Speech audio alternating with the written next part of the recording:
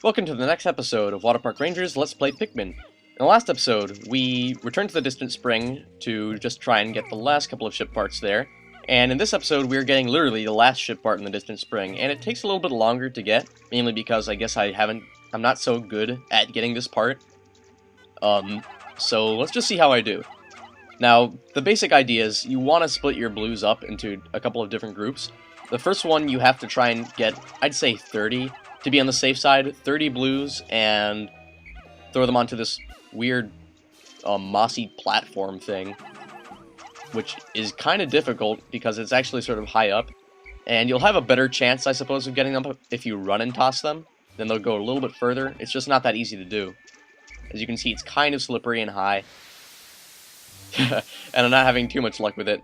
But the basic idea is just take those Pikmin and throw them inside the yellow candy pop bud here.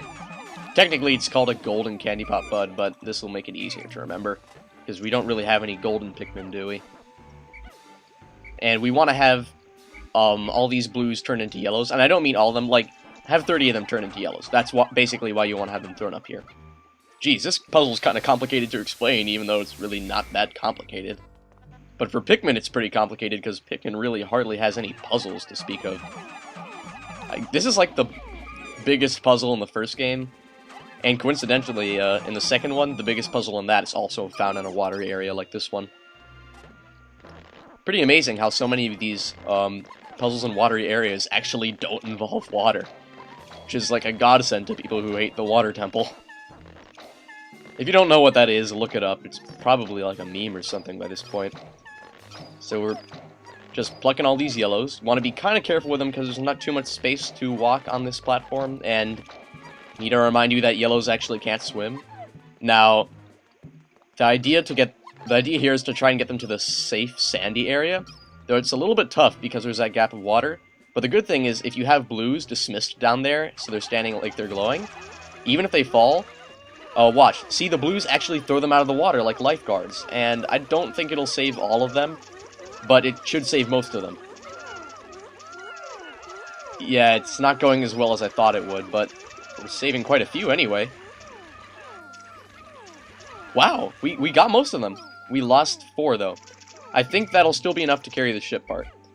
And, of course, you need yellows because it's on a high ledge. I think we have enough. I'm not certain. I hope we do. Damn, it's even for the yellows, it's, like, high. There's a lot of uncompromising edges in this area. What's that number? 20, 25, 20. Okay. Wow, for something that big, I think it would take just a little bit more. I found my Chronos Reactor. Using a strange new technology, this machine is able to warp the space-time continuum and turn it into energy. I'm constantly amazed at how many mysteries are locked inside the parts of my ship. I'm constantly amazed at how little you know about them. There we go.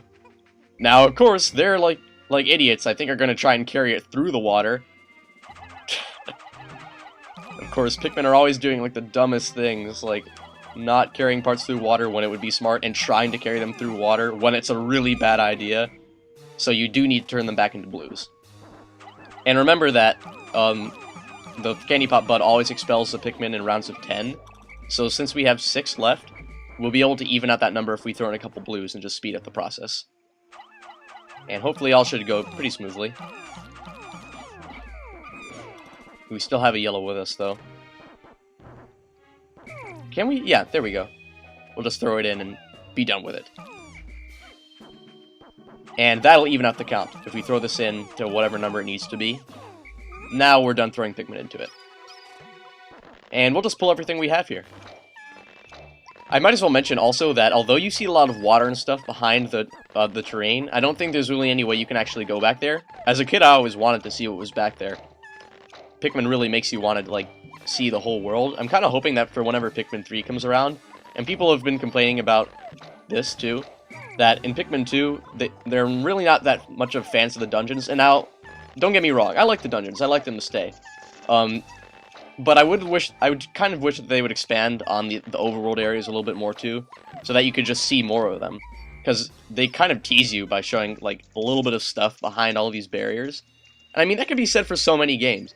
I mean, a game has to have limitations at some point, but good games are the ones that really make you want to see what's behind that wall that you really you can't get behind.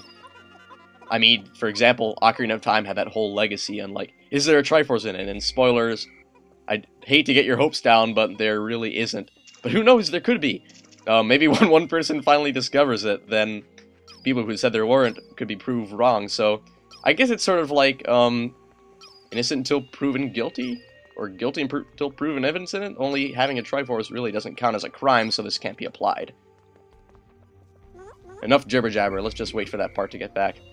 Oh yeah, actually we need a lot more flowers too. I'm noticing that our Pikmin are looking rather shabby. As Candide once said, we must cultivate our garden. He said a lot of other stuff too, I'm sure. Wow, they're going pretty slow. Well, they are leaf. I guess it can't be helped. We really should think about flowering up though. Actually, do we need to really worry about that? I mean, this is the 29th part. There's only one more, and it can easily be gotten in a day. We really don't need to worry about it. Oh yeah, I think you can also see this ship, the Kronos Reactor. Some people say Kronos. I think it's Kronos because Chrono Trigger is the way it's pronounced. I've always said Chrono Trigger, but recently I was corrected. See, there, you can see at the very bottom. Kronos Reactor. This reactor changes permutations in the space-time continuum into pure energy. Basically, it's like a big rubber band. I love layman's terms. Speedy thing goes in, speedy thing goes out. Oh, and now we can get to a new area. Nice! That is the sickest transformation ever. I mean, look how nice our ship looks now. There's really only one thing missing from it. And it actually isn't visible on the ship. Wow. It's just amazing thinking of, like, how easily the ship repairs itself. Like, I'm glad we don't actually have to manually, like, hammer in different parts of it like a minigame, because that would blow. And there was no nectar there, go figure. Well, we have, like, no time, so there is no time. Your leaves are enough. We'll put them all back. And might as well just pay a visit to our yellow wollywog friends here. Haha, you can't step on any Pikmin, because we don't have any Pikmin. But really, see, there's no reason to fight them. I mean, they're not really guarding anything, and you can easily lure them out of the way. They really are pretty much just idiots. Unless you fight them, then they're a pain. So the idea is to trick them. You use tricky tactics to outwit your foes. Pikmin's that kind of game. And actually, you can do that a little bit more in the second one, where enemies can actually hurt each other, if you're using the right means, usually through explosives. So that's fun, too. Goodbye, distant spring. We'll miss you, although actually we will go back to pay you a visit now that I'm thinking about it.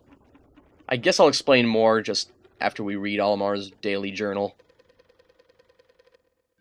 What have we got to say about today, Olimar? 10 days since impact. At last, but a single part remains. Since I've recovered 29 of the missing parts, the Dolphin's power is near capacity. In the forest depths below, I see a region where the final part must lie. Clearly, this is my final trial. My life support fails in 20 days. Courage! Yeah, Olimar, courage, even though you have, like, almost 3 whole weeks. If you can't get off this planet, then you probably deserve to die. Can't believe I'm bad-mouthing Olimar so much. He's such an epic character. He's like a space Moogle.